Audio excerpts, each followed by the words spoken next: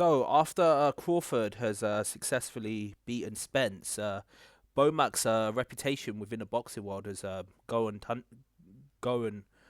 growing quite substantially.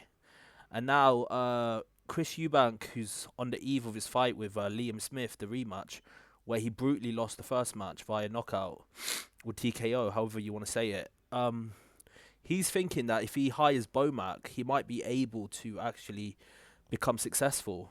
Now the thing is with trainers, right? I feel like there's certain fighters that are just made for certain trainers. Like for example, Kevin Rooney was made for Mike Tyson. Them two were just a dynamic duo that they just work so perfectly together that Kevin Rooney probably could not get any other fighter to a high level other than Mike Tyson, like to the level that you got Mike Tyson at.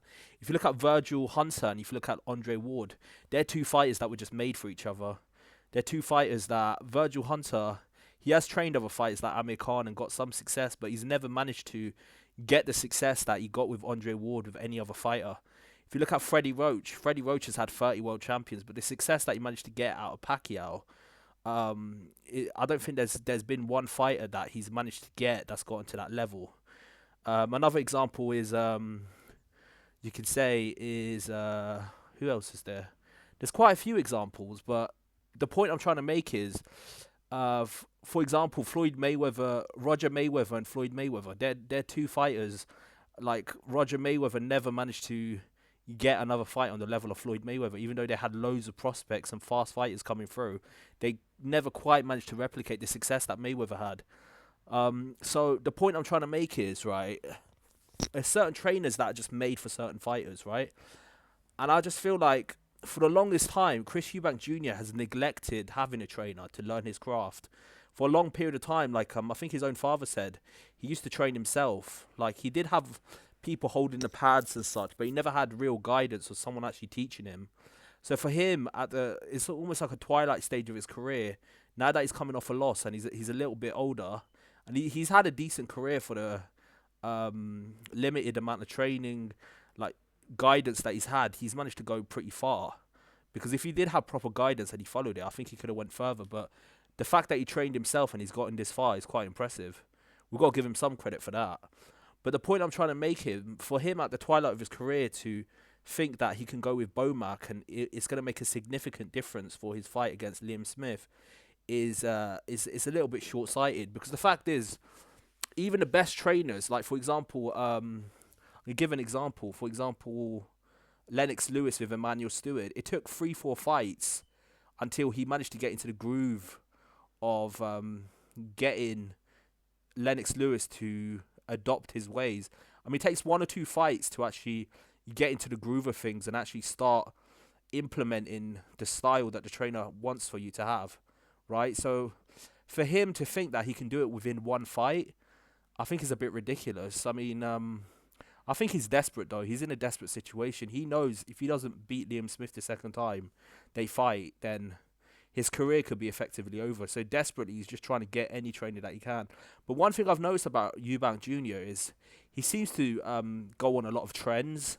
So any trainer that's popular, like early in his career, he got with Floyd Mayweather Sr. And at that time, Floyd Mayweather Jr. was on top of the boxing world. So obviously his father had a big name. So he used to train with Floyd Mayweather Sr. Recently, he was with Roy Jones. Roy Jones is obviously one of the most popular fighters in the sport. I mean, he was a virtuoso fighter, but that doesn't necessarily mean he was a great trainer. Yet Chris Eubank desperately wanted to train with him. Another fighter, and now he wants to get with BOMAC after BOMAC has become like this hot trainer now because of Crawford becoming undisputed in 2 weight classes and beating Errol Spence. So I feel like he does seem to hop on trends a lot. He does like to go with what's popping. But the problem with that is, like, if you're just gonna hop on a trend, your development, your training development is not coming from an organic place. It's coming from, oh, this is hot right now, so let me try it. It's not coming from like a personal development plan where you're thinking, okay, I'm gonna work with this trainer for like 5-6 fights. The first fight or 2 fights, I'm just gonna get used to him. The third fight, I'm gonna do this. The fourth fight, we're gonna develop this way. The fifth fight, we're gonna change our style this way. you need a development plan if you're going to get with a trainer, and it's just not going to happen so soon in one fight. So I think him getting with BOMAC, like BOMAC might be able to teach him a few things here and there, but it takes a several training camps for you to implement it. An example of this is Virgil Hunter. When Virgil Hunter trained Amir Khan, the first 1 or 2 fights, Amir Khan didn't look that great under Virgil Hunter. I think it was a fighter that he fought. Can't remember. I think it was Julio Diaz or someone, and he got dropped 3, 4 times in that fight. It took 3, 4 training camps before he started to get into his groove, and then he had them great performances against Luis Collazo and Devin Alexander. It didn't happen overnight. That's the point I'm trying to make.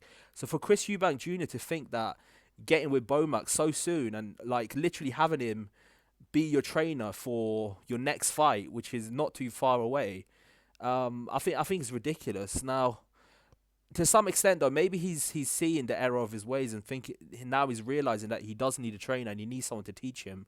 But it might be a little bit too late now because he's virtually gone a decade without a trainer.